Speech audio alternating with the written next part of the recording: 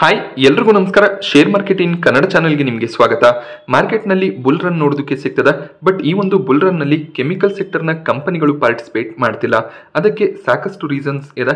Chemical ಸೆಕ್ಟರ್ನ ಸ್ಟಾಕ್ಗಳು ಯಾಕೆ fall ಆಗ್ತದೆ, ಕೆಮಿಕಲ್ ಸೆಕ್ಟರ್ನಲ್ಲಿ ನಾವು ಈಗ ಇನ್ವೆಸ್ಟ್ಮೆಂಟ್ ಅನ್ನ ಮಾಡ್ಬೋದಾ ಅಥವಾ ಆಲ್ರೆಡಿ ಕೆಮಿಕಲ್ ಸೆಕ್ಟರ್ನ ಸ್ಟಾಕ್ಗಳಲ್ಲಿ ಇನ್ವೆಸ್ಟ್ಮೆಂಟ್ ಅನ್ನ ಮಾಡಿದ್ದು ಆ ಸ್ಟಾಕ್ಗಳನ್ನು ನಾವು ಸೆಲ್ ಮಾಡಿ ಒಳ್ಳೆ ಒಂದು ಪರ್ಫಾರ್ಮೆನ್ಸ್ ಕೊಡ್ತಿರುವಂತ ಯಾವುದಾದ್ರೂ ಬೇರೆ ಸೆಕ್ಟರ್ನ ಸ್ಟಾಕ್ ಅನ್ನ ಪೋರ್ಟ್ಫೋಲಿಯೋಗೆ ಆಡ್ ಮಾಡ್ಕೋಬಹುದಾ, ಈ ರೀತಿಯ ಡೌಟ್ ಎಲ್ಲರಲ್ಲೂ ಕೂಡ ಇರುತ್ತೆ. ಸೊ ಆ ಒಂದು ಡೌಟ್ ಅನ್ನ ಈ ವಿಡಿಯೋದಲ್ಲಿ ಕ್ಲಿಯರ್ ಮಾಡುವಂತ ಪ್ರಯತ್ನವನ್ನ ಮಾಡ್ತೀನಿ. ಹಾಗೆ ಫ್ರೆಶ್ ಆಗಿ ಕೆಮಿಕಲ್ ಸೆಕ್ಟರ್ನ ಸ್ಟಾಕ್ಗಳನ್ನ ಈಗ ಆಡ್ ಮಾಡ್ಕೋಬಹುದಾ ಅದರ ಬಗ್ಗೆ ಕೂಡ ನಾನು ನಿಮಗೆ ಮಾಹಿತಿಯನ್ನ ಕೊಡ್ತೀನಿ. ಮೊದಲು ಕೆಮಿಕಲ್ ಸೆಕ್ಟರ್ನ ಸ್ಟಾಕ್ಗಳು ಯಾಕೆ ಫಾಲ್ ಆಗ್ತಿದೆ ಅಂತ ನಾವು ಅಬ್ಸರ್ವ್ ಮಾಡಿದಾಗ ಪ್ರತಿಯೊಂದು ಸೆಕ್ಟರ್ಗೂ ಕೂಡ ಅದರದೇ ಆದ ಒಂದು ಟೈಮ್ ಇರುತ್ತೆ. ಅದನ್ನ ನಾವು ಸೈಕ್ಲಿಕ್ ನೇಚರ್ ಅಂತ ಕೂಡ ಕರಿತೀವಿ. ಹಾಗೇನೆ ಡಿಮ್ಯಾಂಡ್ ಕೂಡ ತುಂಬಾನೇ ಇಂಪಾರ್ಟೆಂಟ್ ಆಗಿರುತ್ತೆ. ಡಿಮ್ಯಾಂಡ್ ಪ್ರಾಡಕ್ಟ್ಗಳಿಗೆ ಯಾವ ರೀತಿಯಲ್ಲಿ ಇರುತ್ತೆ ಅದರ ಬೇಸಿಸ್ ಮೇಲೆ ಕಂಪನಿಗಳು ತಮ್ಮ ಪ್ರಾಡಕ್ಟ್ ಅನ್ನ ಮ್ಯಾನುಫ್ಯಾಕ್ಚರ್ ಮಾಡ್ತಾರೆ, ಇನ್ವೆಂಟ್ರಿಯನ್ನ ಮೇಂಟೈನ್ ಮಾಡ್ತಾರೆ. ಡಿಮ್ಯಾಂಡ್ ಕಡಿಮೆ ಆದಾಗ ಯಾವುದೇ ಒಂದು ಸೆಕ್ಟರ್ ಆಗಿರ್ಬೋದು ಆ ಸೆಕ್ಟರ್ ನಲ್ಲಿ ಅಷ್ಟಾಗಿ ಗ್ರೋತ್ ನಮಗೆ ನೋಡೋದಕ್ಕೆ ಸಿಗೋದಿಲ್ಲ. ಹಾಗೆ ರಾ ಮೆಟೀರಿಯಲ್ ಪ್ರೈಸಸ್ ಕೂಡ ತುಂಬಾನೇ ಇಂಪಾರ್ಟೆಂಟ್ ಆಗುತ್ತೆ. ಕೆಮಿಕಲ್ ಮ್ಯಾನುಫ್ಯಾಕ್ಚರಿಂಗ್ ನಲ್ಲಿ ಬಳಸುವಂತ ರಾ ಮೆಟೀರಿಯಲ್ ಪ್ರೈಸಸ್ ಇನ್ಕ್ರೀಸ್ ಆದಾಗ ಹಾಗೆ ಅದರ ಜೊತೆಯಲ್ಲಿ ಡಿಮ್ಯಾಂಡ್ ಕೂಡ ಕಡಿಮೆ ಆದಾಗ ಕಂಪನಿಗಳು ತಮ್ಮ ಪ್ರಾಡಕ್ಟ್ ಪ್ರೈಸ್ ಅನ್ನ ಇನ್ಕ್ರೀಸ್ ಮಾಡೋದಕ್ಕೆ ಸಾಧ್ಯ ಆಗೋದಿಲ್ಲ. ಅದರಿಂದ ಕಂಪನಿಗಳಲ್ಲಿ ಮಾರ್ಜಿನ್ ಪ್ರೆಷರ್ ನೋಡೋದಕ್ಕೆ ಸಿಗುತ್ತೆ, ರೆವೆನ್ಯೂಸ್ ಕಡಿಮೆ ಆಗುತ್ತೆ, ಸೇಲ್ಸ್ ಕಡಿಮೆ ಆಗುತ್ತೆ, ಪ್ರಾಫಿಟ್ ಕೂಡ ಫಾಲ್ ಆಗುವಂತ ಚಾನ್ಸಸ್ ಇರುತ್ತೆ. ಸೊ ಈ ರೀತಿಯ ಒಂದು ಪ್ರೆಷರ್ ನಲ್ಲಿ ಕಳೆದ 1-1.5 ವರ್ಷದಲ್ಲಿ ಕೆಮಿಕಲ್ ಸೆಕ್ಟರ್ ನೋಡೋದಕ್ಕೆ ಸಿಕ್ಕಿದೆ. 5-6 ಕ್ವಾರ್ಟರ್ಗಳಿಂದ ಕೆಮಿಕಲ್ ಸೆಕ್ಟರ್ನ ಕಂಪನಿಗಳು ಅಷ್ಟೊಳ್ಳೆ ರಿಸಲ್ಟ್ಸ್ ಅನ್ನ ಡಿಕ್ಲೇರ್ ಮಾಡ್ತಿಲ್ಲ. ಆದ್ರಿಂದ ಇನ್ವೆಸ್ಟರ್ಸ್ ಗಳಲ್ಲಿ ಕೂಡ ಎಲ್ಲೋ ಒಂದ್ ಕಡೆ ಪ್ಯಾನಿಕ್ ಇದೆ. ಸೊ ಇದೇ ರೀತಿ ಒಂದು ಪ್ಯಾನಿಕ್ 2015ರಿಂದ 2019 ವರ್ಷದಲ್ಲಿ ಆಟೋ ಸೆಕ್ಟರ್ನ ಸ್ಟಾಕ್ಗಳಲ್ಲಿ ಕೂಡ ನೋಡೋದಕ್ಕೆ ಸಿಕ್ಕಿತ್ತು. ಆಟೋ ಸೆಕ್ಟರ್ನ ಸ್ಟಾಕ್ಗಳು ಕೂಡ ಫ್ಲಾಟ್ ಆಗಿ ಟ್ರೇಡ್ ಆಗ್ತಿತ್ತು.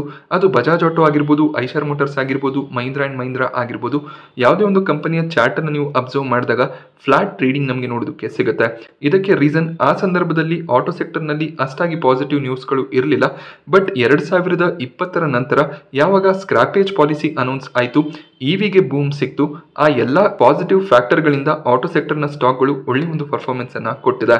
ಸೊ ಯಾರೆಲ್ಲ 2015ರಿಂದ 2019 ಟೈಮ್ನಲ್ಲಿ ಈ ಸ್ಟಾಕ್ಗಳನ್ನ ಅಕ್ಯುಮುಲೇಟ್ ಮಾಡಿಕೊಂಡು ಅದನ್ನ ಲಾಂಗ್ ಟರ್ಮ್ಗೆ ಕಂಟಿನ್ಯೂ ಮಾಡಿದ್ರು, ಅವರು ಆ ಸ್ಟಾಕ್ಗಳಿಂದ ಈಗ ಒಳ್ಳೆ ಒಂದು ಪ್ರಾಫಿಟ್ಸ್ ಅನ್ನ ತಗೊಂಡಿದ್ದಾರೆ.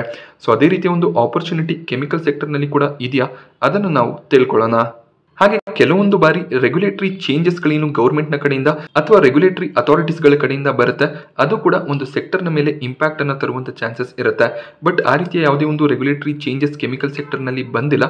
ಬಟ್ ಫಿನಾನ್ಷಿಯಲ್ ಸೆಕ್ಟರ್ ಆಗಿರ್ಬೋದು, IT ಸೆಕ್ಟರ್ ಆಗಿರ್ಬೋದು, ಸೊ ಆ ಸೆಕ್ಟರ್ ಗಳಲ್ಲಿ ಈ ರೀತಿಯ ಚಾನ್ಸಸ್ ಹೆಚ್ಚಾಗಿ ಇರುತ್ತೆ. ರಿಸೆಷನ್ ಬರುತ್ತೆ ಅಂದಾಗ IT ಸೆಕ್ಟರ್ ನೆಗೆಟಿವ್ ಆಗಿ ಟ್ರೇಡ್ ಆಗುತ್ತೆ. ಅದನ್ನು ನೀವು ಕಳೆದ 1 ವರ್ಷದಲ್ಲಿ ಅಬ್ಸರ್ವ್ ಮಾಡಿರ್ತೀರಾ. ಈಗ ಸ್ವಲ್ಪ IT ಸೆಕ್ಟರ್ ನ ಸ್ಟಾಕ್ ಗಳು ರಿಕವರ್ ಆಗ್ತದೆ. ಹಾಗೆ ಟೆಕ್ನಾಲಜಿಕಲ್ ಅಡ್ವಾನ್ಸ್ಮೆಂಟ್ ಕೂಡ ಒಂದು ರೀಸನ್ ಆಗಿರುತ್ತೆ. ಕೆಲವೊಂದಿಷ್ಟು ಕೆಮಿಕಲ್ ಕಂಪನಿಗಳು ಹಳೆ ಕೆಮಿಕಲ್ಸ್ ಗಳನ್ನೇ ಇನ್ನು ತಮ್ಮ ಪ್ರಾಡಕ್ಟ್ ಪೋರ್ಟ್ಫೋಲಿಯೋನಲ್ಲಿ ಇಟ್ಕೊಂಡು ಅದನ್ನೇ ಕ್ಲೈಂಟ್ ಗಳಿಗೆ ಸೆಲ್ ಮಾಡ್ತಿರ್ತಾರೆ. ಬಟ್ ಬೇರೆ ದೇಶದ ಕಂಪನಿಗಳು ಒಳ್ಳೊಳ್ಳೆ ಕೆಮಿಕಲ್ಸ್ ಗಳನ್ನ ಆಲ್ರೆಡಿ ರಿಸರ್ಚ್ ಮಾಡಿ ಅದನ್ನ ಡೆವಲಪ್ ಮಾಡಿ ಸೆಲ್ ಮಾಡ್ತಿದ್ದಾಗ ನಮ್ಮ ದೇಶದ ಕಂಪನಿಗಳ ಮೇಲೆ ಅದರ ಇಂಪ್ಯಾಕ್ಟ್ ಬರುವಂತ ಚಾನ್ಸಸ್ ಇರುತ್ತೆ. ಬಟ್ ನಮ್ಮ ದೇಶದ ಕೆಮಿಕಲ್ ಕಂಪನಿಗಳು ಕೂಡ ಒಳ್ಳೆ ಒಂದು ರಿಸರ್ಚ್ ಯೂನಿಟ್ ಗಳನ್ನ ಹೊಂದಿದ್ದಾರೆ. ಸೊ ಇಲ್ಲಿ ಕೆಮಿಕಲ್ ಸೆಕ್ಟರ್ಗೆ ಡಿಸ್ಅಡ್ವಾಂಟೇಜ್ ಆಗ್ತಿರೋದು ಚೈನಾ ಡಿಸ್ಟಾಕಿಂಗ್ ಅನ್ನ ಮಾಡ್ತಿದ್ದಾರೆ. ಅಂದ್ರೆ ಏನು ಕೆಮಿಕಲ್ಸ್ ಅನ್ನ ಅವರು ಆಲ್ರೆಡಿ ಮ್ಯಾನುಫ್ಯಾಕ್ಚರ್ ಮಾಡಿದ್ದಾರೆ ಅದನ್ನ ಕಡಿಮೆ ಪ್ರೈಸ್ ನಲ್ಲಿ ಅವರು ಸೆಲ್ ಮಾಡ್ತಿದ್ದಾರೆ. ಸೊ ಅದರ ಒಂದು ಇಂಪ್ಯಾಕ್ಟ್ ಏನಿದೆ ಗ್ಲೋಬಲ್ ಕೆಮಿಕಲ್ ಕಂಪನಿಗಳ ಮೇಲೆ ಬೀಳ್ತಿದೆ. ಸೊ ಈಗ ಸದ್ಯಕ್ಕೆ ಭಾರತದ ಟೋಟಲ್ GDPಯ 7% GDP ಕಾಂಟ್ರಿಬ್ಯೂಷನ್ ಏನಿದೆ ಅದು ಕೆಮಿಕಲ್ ಸೆಕ್ಟರ್ ನಿಂದ ಬರ್ತದೆ. ಹಾಗೆ ವರ್ಲ್ಡ್ ನಲ್ಲೇ ಭಾರತ 6ನೇ ಅತಿ ದೊಡ್ಡ ಕೆಮಿಕಲ್ ಪ್ರೊಡ್ಯೂಸರ್ ಆಗಿದ್ದಾರೆ. ಹಾಗೆ ಏಷ್ಯಾದಲ್ಲಿ 3ನೇ ಅತಿ ದೊಡ್ಡ ಕೆಮಿಕಲ್ ಪ್ರೊಡ್ಯೂಸರ್ ಆಗಿರ್ತಾರೆ. 2025 ಕೊನೆ ವೇಳೆಗೆ ಕೆಮಿಕಲ್ ಇಂಡಸ್ಟ್ರಿ $304 ಬಿಲಿಯನ್ ನ ಇಂಡಸ್ಟ್ರಿ ಆಗುವಂತ ಚಾನ್ಸಸ್ ಇದೆ. 10% CAGR ನೊಂದಿಗೆ ಕೆಮಿಕಲ್ ಇಂಡಸ್ಟ್ರಿ ಗ್ರೋ ಆಗುತ್ತೆ ಅನ್ನುವಂತ ಒಂದು ಎಕ್ಸ್ಪೆಕ್ಟೇಷನ್ ಇದೆ. ಹಾಗೆ 2040 ವೇಳೆಗೆ ಕೆಮಿಕಲ್ ಇಂಡಸ್ಟ್ರಿ $1,000 ಬಿಲಿಯನ್ ನ ಇಂಡಸ್ಟ್ರಿ ಆಗ್ಬೋದು ಅನ್ನುವಂತ ಒಂದು ಎಕ್ಸ್ಪೆಕ್ಟೇಷನ್ ಕೂಡ ಇದೆ. ಹಾಗೆ ಈಗ ಭಾರತದ ಟ್ರೇಡ್ ಡೆಫಿಸಿಟ್ $10 ಬಿಲಿಯನ್ ನೋಡೋದಕ್ಕೆ ಸಿಗುತ್ತೆ. ಅಂದ್ರೆ ನಾವೇನು ಪ್ರಾಡಕ್ಟ್ಸ್ ಗಳನ್ನ ಎಕ್ಸ್ಪೋರ್ಟ್ ಮಾಡ್ತೀವಿ ಹಾಗೆ ಪ್ರಾಡಕ್ಟ್ಸ್ ಗಳನ್ನೇನು ನಾವು ಇಂಪೋರ್ಟ್ ಮಾಡ್ಕೋತೀವಿ ಅದರ ಒಂದು ಡಿಫರೆನ್ಸ್ ಏನಿದೆ ಅದು ಟ್ರೇಡ್ ಡೆಫಿಸಿಟ್ ಆಗಿರುತ್ತೆ. ಈ ಒಂದು ಫಿಗರ್ಸ್ ಕೂಡ 2040 ವೇಳೆಗೆ ಇಂಪ್ರೂವ್ ಆಗುತ್ತೆ. $42 ಬಿಲಿಯನ್ ನ ಟ್ರೇಡ್ ಡೆಫಿಸಿಟ್ ಅನ್ನ ಭಾರತ ಹೊಂದಿರುತ್ತೆ. ಸೊ ಎಕ್ಸ್ಪೋರ್ಟ್ ಅನ್ನ ಭಾರತ ಜಾಸ್ತಿ ಮಾಡುತ್ತೆ. ಆದ್ರಿಂದ ಅದರ ಅಡ್ವಾಂಟೇಜ್ ಕೆಮಿಕಲ್ ಸೆಕ್ಟರ್ಗೂ ಕೂಡ ಸಿಗುವಂತ ಚಾನ್ಸಸ್ ಇದೆ. ಈಗ ಸಾಕಷ್ಟು ಕಂಟ್ರಿಗಳು ಚೈನಾ ಜೊತೆಯಲ್ಲಿ ಕಾನ್ಫ್ಲಿಕ್ಟ್ಸ್ ಅನ್ನ ಹೊಂದಿದೆ. ಆದ್ರಿಂದ ಅವರು ತಮ್ಮ ಟ್ರೇಡ್ಸ್ ಅನ್ನ ಭಾರತಕ್ಕೆ ಶಿಫ್ಟ್ ಮಾಡುವಂತ ಚಾನ್ಸಸ್ ಇದೆ. ಅದರ ಅಡ್ವಾಂಟೇಜ್ ಅನ್ನು ಕೂಡ ಭಾರತದ ಕೆಮಿಕಲ್ ಕಂಪನಿಗಳು ಪಡ್ಕೊಂಡ್ರೆ ಓವರ್ ಆಲ್ ಕೆಮಿಕಲ್ ಸೆಕ್ಟರ್ ಕೂಡ ಸ್ಟ್ರಾಂಗ್ ಆಗಿ ಬೂಮ್ ಆಗುವಂತ ಚಾನ್ಸಸ್ ಇರುತ್ತೆ. ಗೌರ್ಮೆಂಟ್ ಕೂಡ ಸಾಕಷ್ಟು ಸ್ಕೀಮ್ಸ್ ಗಳನ್ನ ತರ್ತಿದ್ದಾರೆ. PLI ಸ್ಕೀಮ್ ಕೂಡ ಒಂದಾಗಿರುತ್ತೆ.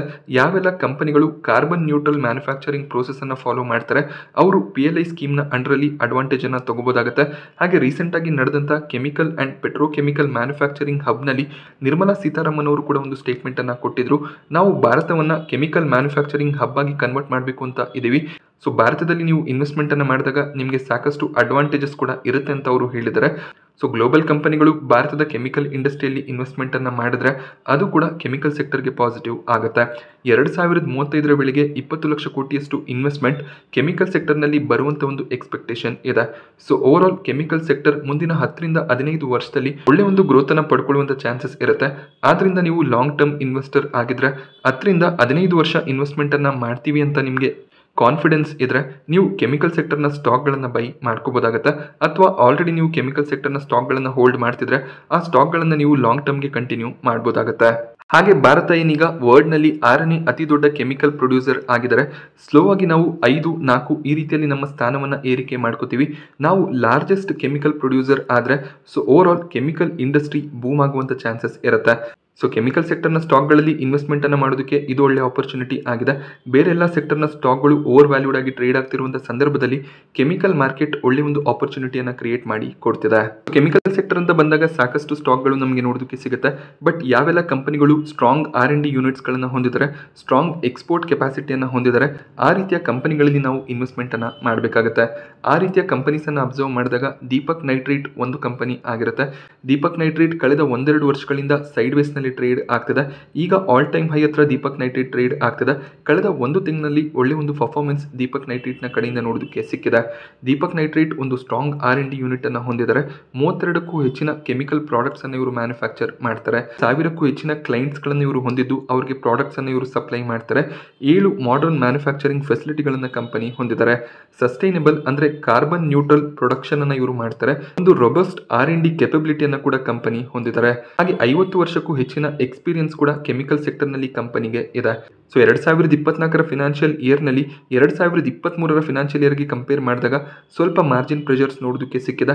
ರೆವೆನ್ಯೂಸ್ ಪ್ರಾಫಿಟ್ ಕಡಿಮೆ ಆಗ್ತಿರೋದು ಕಾಣಿಸ್ತಿದೆ. ಬಟ್ ಮುಂದಿನ ಫಿನಾನ್ಷಿಯಲ್ ಇಯರ್ಗಳಲ್ಲಿ ಕೆಮಿಕಲ್ ಸೆಕ್ಟರ್ನ ಸ್ಟಾಕ್ಗಳು ಒಳ್ಳೆ ಒಂದು ಪರ್ಫಾರ್ಮೆನ್ಸ್ ಕೊಡುವಂಥ ಚಾನ್ಸಸ್ ಇದ್ದು ದೀಪಕ್ ನೈಟ್ರೇಟ್ ಒಳ್ಳೆ ಒಂದು ಆಪರ್ಚುನಿಟಿಯನ್ನು ಕ್ರಿಯೇಟ್ ಮಾಡಿ ಕೊಡ್ತಾ ಇದೆ. ಹಾಗೆ ದೀಪಕ್ ನೈಟ್ರೇಟ್ನ ಔಟ್ಲುಕ್ ಅನ್ನು ನಾವು ಅಬ್ಸರ್ವ್ ಮಾಡಿದಾಗ ಮೇಕ್ ಇನ್ ಇಂಡಿಯಾ ಇನಿಷಿಯೇಟಿವ್ನ ಅಂಡರಲ್ಲಿ ಕೆಮಿಕಲ್ಸ್ ಅನ್ನು ಇವರು ಮ್ಯಾನುಫ್ಯಾಕ್ಚರ್ ಮಾಡ್ತಿದ್ದಾರೆ. ಹಾಗೆ ತಮ್ಮ ಒಂದು ಪ್ರೊಡಕ್ಷನ್ ಅನ್ನ ಯಾವುದೇ ರೀತಿಯ ಕಾರ್ಬನ್ ಎಮಿಷನ್ ಇಲ್ಲದೆ ಮಾಡುವಂತ ಉದ್ದೇಶವನ್ನು ಕೂಡ ಕಂಪನಿ ಹೊಂದಿದ್ದಾರೆ. ಹಾಗೆ world class research and development centre ನ ಕಂಪನಿ ಹೊಂದಿದ್ದು ಅದನ್ನ ಇನ್ನಷ್ಟು ಎಕ್ಸ್ಪ್ಯಾಂಡ್ ಮಾಡುವಂತ ಪ್ಲಾನ್ಸ್ ಇದೆ. ಒಳ್ಳೆ ಒಂದು ಕೆಪೆಕ್ಸ್ ಗಳನ್ನು ಕೂಡ ಕಂಪನಿ ಅನೌನ್ಸ್ ಮಾಡ್ತಾರೆ. So over all Deepak nitrate ಒಳ್ಳೆ ಒಂದು ಬೆಟ್ ಆಗುತ್ತೆ. ಹಾಗೆ SRF ಕೂಡ ಅಷ್ಟೇ ಕೆಮಿಕಲ್ ಸೆಕ್ಟರ್ ನಲ್ಲಿ ಒಂದು ರಿನೋನ್ ನೇಮ್ ಆಗಿರುತ್ತೆ. ಈ ಒಂದು ಸ್ಟಾಕ್ ಕೂಡ ಅಷ್ಟೇ ಕಳೆದ 2 ವರ್ಷಗಳಿಂದ ಸೈಡ್ ವೇಸ್ ನಲ್ಲಿ ಟ್ರೇಡ್ ಆಗ್ತದೆ. ಈ ಒಂದು ಸ್ಟಾಕ್ ಅನ್ನು ಕೂಡ ಖಂಡಿತವಾಗ್ಲೂ ಪೋರ್ಟ್ಫೋಲಿಯೋನಲ್ಲಿ ಇಟ್ಕೋಬಹುದು. SRF ಕೂಡ ಒಂದು ಸ್ಪೆಷಾಲಿಟಿ ಕೆಮಿಕಲ್ ಕಂಪನಿ ಆಗಿದ್ದು ಸ್ಟ್ರಾಂಗ್ ಫಂಡಮೆಂಟಲ್ಸ್ ಅನ್ನ ಹೊಂದಿದೆ. ಸೊ ಬೇರೆ ಬೇರೆ ಸೆಕ್ಟರ್ನ ಇಂಡಸ್ಟ್ರಿಗಳಿಗೆ ಪ್ರಾಡಕ್ಟ್ಸ್ ಗಳನ್ನು ಇವರು ಸಪ್ಲೈ ಮಾಡ್ತಾರೆ. ಸೊ ಇಲ್ಲೂ ಕೂಡ ನೀವು ಅಬ್ಸರ್ವ್ ಮಾಡಿದಾಗ 2024 ಫಿನಾನ್ಷಿಯಲ್ ಇಯರ್ನಲ್ಲಿ ಸ್ವಲ್ಪ ಮಾರ್ಜಿನ್ ಪ್ರೆಷರ್ಸ್ ನೋಡೋದಕ್ಕೆ ಸಿಕ್ಕಿದೆ. So over all sector recover ಆದಾಗ ಈ ಒಂದು ಸ್ಟಾಕ್ ಕೂಡ ರಿಕವರ್ ಆಗುವಂತ ಎಲ್ಲ ಚಾನ್ಸಸ್ ಇರುತ್ತೆ. ಸೊ ಇವರು ಕೂಡ ಅಷ್ಟೇ ಮುಂದಿನ ದಿನಗಳಲ್ಲಿ I and value added products ಗಳನ್ನ ತಮ್ಮ ಒಂದು ಪೋರ್ಟ್ಫೋಲಿಯೋಗೆ ಆಡ್ ಮಾಡುವಂತ ಪ್ಲಾನ್ಸ್ ಅನ್ನ ಮಾಡ್ತಿದ್ದಾರೆ. ಒಂದು ಸ್ಟ್ರಾಂಗ್ ಲೀಡರ್ಶಿಪ್ ಹೊಂದಿರುವಂತ ಕಂಪನಿ ಆಗಿರ್ತಾರೆ. ESG ಇನಿಷಿಯೇಟಿವ್ಸ್ ಅಂದ್ರೆ ಗ್ರೀನ್ ಅಥವಾ ರಿನ್ಯೂವೇಬಲ್ ಸೋರ್ಸಸ್ ನ ಮೂಲಕ ಎನರ್ಜಿಯನ್ನ ಬಳಸಿಕೊಂಡು ಕೆಮಿಕಲ್ ಪ್ರೊಡಕ್ಷನ್ ನ ಪ್ಲಾನ್ ಅನ್ನ ಕಂಪನಿ ಮಾಡ್ತಿದ್ದಾರೆ. ಹಾಗೆ SRF ಕೂಡ ಅಷ್ಟೇ ಒಂದು strong research and development unit ಅನ್ನು ಹೊಂದಿದ್ದು ಹೊಸ ಪ್ರಾಡಕ್ಟ್ಸ್ ಗಳನ್ನ ರಿಸರ್ಚ್ ಮಾಡಿ ಡೆವಲಪ್ ಮಾಡ್ತಿರ್ತಾರೆ. ಈ ಒಂದು ಕಂಪನಿಯನ್ನು ಕೂಡ ನೀವು ಫೋಕಸ್ ನಲ್ಲಿ ಇಟ್ಕೋಬಹುದಾಗುತ್ತೆ. ಬಾಲಾಜಿ ಅಮೈನ್ಸ್ ಕೂಡ ಅಷ್ಟೇ ಕಳೆದ 2 ವರ್ಷಗಳಿಂದ ಡೌನ್ ಟ್ರೆಂಡ್ ನಲ್ಲಿ ಟ್ರೇಡ್ ಆಗ್ತದೆ. ಇದರ ಜೊತೆಯಲ್ಲಿ ಆಲ್ಕೈಲ್ ಅಮೈನ್ ಕೂಡ ಒಂದು ಆಪ್ಷನ್ ಆಗುತ್ತೆ. ಅಮೈನ್ ಸೆಕ್ಟರ್ ನಲ್ಲಿ ಕೆಲಸ ಮಾಡುವಂತ ಈ 2 ಕಂಪನಿಗಳು ಕೂಡ ನಿಮ್ಮ ಪೋರ್ಟ್ಫೋಲಿಯೋಗೆ ಒಳ್ಳೆ ಒಂದು ವೇಟೇಜ್ ಅನ್ನ ಆಡ್ ಮಾಡಿ ಕೊಡಬಹುದು. ಬಾಲಾಜಿ ಅಮೈನ್ಸ್ ಕೂಡ 30ಕ್ಕೂ ಹೆಚ್ಚಿನ ಪ್ರಾಡಕ್ಟ್ಸ್ ಗಳನ್ನ ಮ್ಯಾನುಫ್ಯಾಕ್ಚರ್ ಮಾಡ್ತಾರೆ. ಹಾಗೆ ಆಲ್ಫಾಥೆಟಿಕ್ ಅಮೈನ್ ನ ವಿಷಯಕ್ಕೆ ಬಂದಾಗ ಭಾರತದಲ್ಲಿ ಅತಿ ದೊಡ್ಡ ಮ್ಯಾನುಫ್ಯಾಕ್ಚರರ್ ಆಗಿರ್ತಾರೆ. ಹಾಗೆ ಒಂದು ಸ್ಟ್ರಾಂಗ್ ಗ್ಲೋಬಲ್ ಪ್ರೆಸೆನ್ಸ್ ಅನ್ನು ಕೂಡ ಹೊಂದಿದ್ದಾರೆ. ಸೊ 2024 ಫಿನಾನ್ಷಿಯಲ್ ಇಯರ್ ನಲ್ಲಿ ಬಾಲಾಜಿ ಅಮೈನ್ಸ್ ನಲ್ಲಿ ಕೂಡ ಮಾರ್ಜಿನ್ ಪ್ರೆಷರ್ಸ್ ನೋಡೋದಕ್ಕೆ ಸಿಕ್ಕಿದೆ. ಅದೇ ರೀಸನ್ ಇಂದ ಸ್ಟಾಕ್ ಪ್ರೈಸ್ ನಲ್ಲಿ ಕರೆಕ್ಷನ್ ಕೂಡ ನೋಡೋದಕ್ಕೆ ಸಿಕ್ತಿರೋದು. ಈ ಸ್ಟಾಕ್ ಕೂಡ ಮುಂದಿನ ದಿನಗಳಲ್ಲಿ ಒಳ್ಳೆ ಒಂದು ಪರ್ಫಾರ್ಮೆನ್ಸ್ ಕೊಡುವಂತ ಚಾನ್ಸಸ್ ಇರುತ್ತೆ. ಆಲ್ರೆಡಿ ನಾನು ಹೇಳಿದ ರೀತಿಯಲ್ಲಿ ಆಲ್ಕೈಲ್ ಅಮೈನ್ ಕೂಡ ಇದೇ ಒಂದು ಸೆಕ್ಟರ್ ನಲ್ಲಿ ಬರುವಂತ ಕಂಪನಿ ಆಗಿದೆ. ಹಾಗೆ Balaji amine phase 2 phase 3 expansion ಅನ್ನು ಕೂಡ ಮಾಡ್ತಿದ್ದಾರೆ. 90 ಎಕರ್ ಗ್ರೀನ್ ಫೀಲ್ಡ್ ಪ್ರಾಜೆಕ್ಟ್ ಅನ್ನು ಇವರು ಸ್ಟಾರ್ಟ್ ಮಾಡ್ತಿದ್ದಾರೆ. ಸೊ ಓವರ್ ಆಲ್ ಈ ಒಂದು ಕಂಪನಿ ಕೂಡ ಸ್ಟ್ರಾಂಗ್ ಆಗಿ ರಿವೈವ್ ಆಗುವಂತ ಚಾನ್ಸಸ್ ಇದೆ. ಇದರ ಜೊತೆಯಲ್ಲಿ clean science and technology limited, ಈ ಕಂಪನಿಯ ಹೆಸರಿನಲ್ಲೇ ಕ್ಲೀನ್ ಸೈನ್ಸ್ ಅಂತ ನಮಗೆ ನೋಡೋದಕ್ಕೆ ಸಿಗುತ್ತೆ. ಇವರು ಕೂಡ ಅಷ್ಟೇ ರಿನ್ಯೂವೇಬಲ್ ಎನರ್ಜಿಯನ್ನು ಬಳಸಿಕೊಂಡು ತಮ್ಮ ಪ್ರಾಡಕ್ಟ್ ಮ್ಯಾನುಫ್ಯಾಕ್ಚರಿಂಗನ್ನು ಮಾಡ್ತಾರೆ. ಈ ಕಂಪನಿ ಮಾರ್ಕೆಟ್ನಲ್ಲಿ ಲಿಸ್ಟ್ ಆದಾಗ ಸ್ಟಾಕ್ನಲ್ಲಿ ಸಾಕಷ್ಟು ಮೊಮೆಂಟಮ್ ನೋಡೋದಕ್ಕೆ ಸಿಕ್ಕಿತ್ತು. ಬಟ್ 2022 ನಂತರ ಸ್ಟಾಕ್ ನೆಗೆಟಿವ್ ಆಗಿ ಟ್ರೇಡ್ ಆಗ್ತದೆ. ಈ ಕಂಪನಿ ಕೂಡ ಅಷ್ಟೇ ಒಂದು ಸ್ಟ್ರಾಂಗ್ ರಿಸರ್ಚ್ ಯೂನಿಟನ್ನು ಹೊಂದಿದ್ದಾರೆ. ಹಾಗೆ ಇವರು ಸಾಕಷ್ಟು ಪ್ರಾಡಕ್ಟ್ ಸೆಗ್ಮೆಂಟ್ಗಳಲ್ಲಿ ಕೆಲಸ ಮಾಡ್ತಾರೆ. ಪರ್ಫಾರ್ಮೆನ್ಸ್ ಕೆಮಿಕಲ್ಸ್ ಆಗಿರ್ಬೋದು, ಹಾಗೆ ಫಾರ್ಮಾ ಮತ್ತು ಆಗ್ರೋ ಕೆಮಿಕಲ್ಸ್ಗಳನ್ನು ಕೂಡ ಮ್ಯಾನುಫ್ಯಾಕ್ಚರ್ ಮಾಡ್ತಾರೆ. FMCG ಸೆಗ್ಮೆಂಟಲ್ಲಿ ಬಳಸುವಂಥ ಕೆಮಿಕಲ್ಸನ್ನು ಕೂಡ ಮ್ಯಾನುಫ್ಯಾಕ್ಚರ್ ಮಾಡುವಂಥ ಕಂಪನಿ ಆಗಿರ್ತಾರೆ. ಸಾಕಷ್ಟು ದೇಶಗಳಿಗೆ ತಮ್ಮ ಪ್ರಾಡಕ್ಟ್ಸನ್ನು ಎಕ್ಸ್ಪೋರ್ಟ್ ಕೂಡ ಮಾಡ್ತಾರೆ. ಜಿಯೋಗ್ರಫಿಕಲಿ ರೆವೆನ್ಯೂ ಡಿಸ್ಟ್ರಿಬ್ಯೂಷನ್ ಕೂಡ ನಮಗೆ ನೋಡೋದಕ್ಕೆ ಸಿಗುತ್ತೆ. ಸೊ ಕೇವಲ ಭಾರತದ ಮಾರ್ಕೆಟ್ ಅಷ್ಟೇ ಅಲ್ಲದೆ ಬೇರೆ ದೇಶಗಳಿಂದ ಕೂಡ ಒಳ್ಳೆಯ ಒಂದು ರೆವೆನ್ಯೂಸನ್ನು ಜನರೇಟ್ ಮಾಡ್ತಾರೆ. ಸೊ 500ಕ್ಕೂ ಹೆಚ್ಚಿನ ಗ್ಲೋಬಲ್ ಕಸ್ಟಮರ್ಸ್ಗಳನ್ನು ಇವರು ಹೊಂದಿದ್ದಾರೆ. ಹಾಗೆ ಒಂದು ಝೀರೋ ಡೆಟ್ ಕಂಪನಿ ಆಗಿರುತ್ತೆ. 90ಕ್ಕೂ ಹೆಚ್ಚಿನ ಸೈಂಟಿಸ್ಟ್ಗಳು ಇವರ R&D ಯೂನಿಟ್ಗಳಲ್ಲಿ ರಿಸರ್ಚನ್ನು ಮಾಡಿ ಪ್ರಾಡಕ್ಟ್ಸನ್ನು ಡೆವಲಪ್ ಮಾಡ್ತಿರ್ತಾರೆ. ಸೊ ಈ ಕಂಪನಿ ಕೂಡ ಅಷ್ಟೇ ಒಂದು ಸ್ಟ್ರಾಂಗ್ ಫಂಡಮೆಂಟಲ್ಸ್ ಹಾಗೆ ಒಂದು ಸ್ಟ್ರಾಂಗ್ ಫ್ಯೂಚರ್ ವಿಷನನ್ನು ಹೊಂದಿರುವಂಥ ಕಂಪನಿ ಆಗಿರುತ್ತೆ. ಸೊ ಇದರ ಜೊತೆಯಲ್ಲಿ ರೋಸರಿ ಬಯೋಟೆಕ್ ಆಗಿರ್ಬೋದು, Aarti industries, UPL, Himadri chemicals, Navin fluorine, Vinati organics, fine organics, Tatva Chintan, Ami organics, ಈ ರೀತಿಯಲ್ಲಿ ಸಾಕಷ್ಟು ಕೆಮಿಕಲ್ ಕಂಪನೀಸ್ ಇದೆ. ಆ ಕಂಪನಿಗಳ ಫಂಡಮೆಂಟಲ್ಸನ್ನು ನೀವು ಚೆಕ್ ಮಾಡ್ಬೋದಾಗುತ್ತೆ. ಹಾಗೆ ಅವರ ಫ್ಯೂಚರ್ ಪ್ಲಾನ್ಸ್ ಏನಿದೆ, ಕೆಪೆಕ್ಸ್ ಪ್ಲಾನ್ಸ್ ಏನಿದೆ, ಸೊ ಯಾವ ರೀತಿಯಲ್ಲಿ ಗ್ರೋತನ್ನು ತರಬೇಕು ಅಂತ ಇದ್ದಾರೆ, ಅದರ ಬಗ್ಗೆ ನೀವು ಸ್ವಲ್ಪ ರಿಸರ್ಚನ್ನು ಮಾಡಿದಾಗ ಒಳ್ಳೊಳ್ಳೆ ಕೆಮಿಕಲ್ ಸೆಕ್ಟರ್ನ ಸ್ಟಾಕ್ಗಳು ಒಳ್ಳೆ ವ್ಯಾಲ್ಯೂಷನಲ್ಲಿ ಅವೈಲೇಬಲ್ ಇದೆ. ಈ ಸ್ಟಾಕ್ಗಳನ್ನು ಖಂಡಿತವಾಗ್ಲೂ ನಿಮ್ಮ ಪೋರ್ಟ್ಫೋಲಿಯೋಗೆ ನೀವು ಆ್ಯಡ್ ಮಾಡ್ಕೋಬೋದಾಗುತ್ತೆ. ಅಥವಾ ಆಲ್ರೆಡಿ ನಾನು ಹೇಳಿದ ರೀತಿಯಲ್ಲಿ ನಿಮ್ಮ ಪೋರ್ಟ್ಫೋಲಿಯೋನಲ್ಲಿ ಇದ್ದರೆ ಯಾವುದೇ ರೀತಿಯಲ್ಲಿ ಪ್ಯಾನಿಕ್ ಆಗದೆ ಆ ಸ್ಟಾಕ್ಗಳನ್ನು ಲಾಂಗ್ ಟರ್ಮ್ಗೆ ಕಂಟಿನ್ಯೂ ಮಾಡ್ಬೋದಾಗುತ್ತೆ. ಸೊ ಕೆಮಿಕಲ್ ಸೆಕ್ಟರ್ನ ಬಗ್ಗೆ ನಾನು ನಿಮಗೆ ಕೊಟ್ಟಂಥ ಇನ್ಫಾರ್ಮೇಷನ್ ಇಷ್ಟ ಆದರೆ ವಿಡಿಯೋನ ಲೈಕ್ ಮಾಡಿ. ಹಾಗೆ ಇದೇ ರೀತಿಯ ಮಾರ್ಕೆಟ್ ಅಪ್ಡೇಟ್ಸ್ಗಳಿಗೋಸ್ಕರ ಚಾನಲ್ನ ಸಬ್ಸ್ಕ್ರೈಬ್ ಮಾಡ್ಕೊಳ್ಳಿ. Thank you friends.